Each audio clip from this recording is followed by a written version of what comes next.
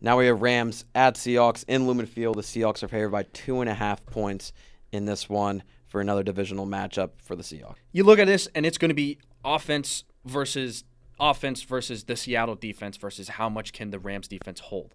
Because this is a Seattle defense that comes in number 3 in passing, number 1 in rushing, and number 4 in pressure. That's going to face the Rams offense that's number 1 in passing, number 5 in rushing, so 5 versus 1, and then 3 in holding against the pressure. But then you look on the other side, the Seahawks offense, 8th in passing, 23rd in rushing. How much does that go down with the loss of Charbonnet? Rams defense, number 10 in passing, number 16 in rushing. It's going to be, how do these weapons play? I don't think we're going to talk too much about K9 and Kyron and Blake Corum and Ronnie Rivers. Shout out. I don't think he got a carry, but, Fresno State guy.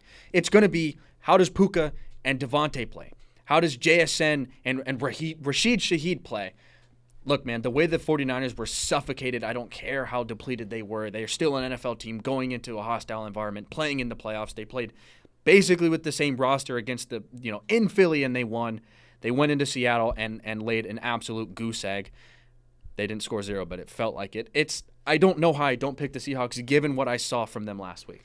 I do want to say this. I think there's been a lot of highlighting about Matthew Stafford and how the Seahawks can neutralize them.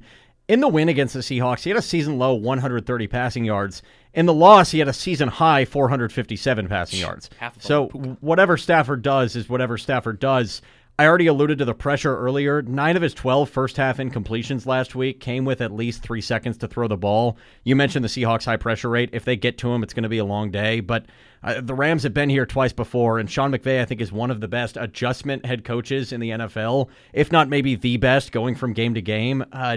I kind of like the Rams in this one if we're talking offense. Yeah, I like what you're saying with the coverage and how much that matters because I think the Seahawks rush defense is the best in the league. They're number 1. Rams offense, they run between the tackles at the 3rd highest rate in the NFL. You can't really run between the tackles against the Seahawks. Those 2 defensive tackles are just too big. They're going to stop you every time. And I think the Seahawks on offense, you saw it last week where they didn't need to do much on offense, even though they scored 41 points. They saw what they did against the Niners the week before. They only scored 13 points, and it didn't really matter.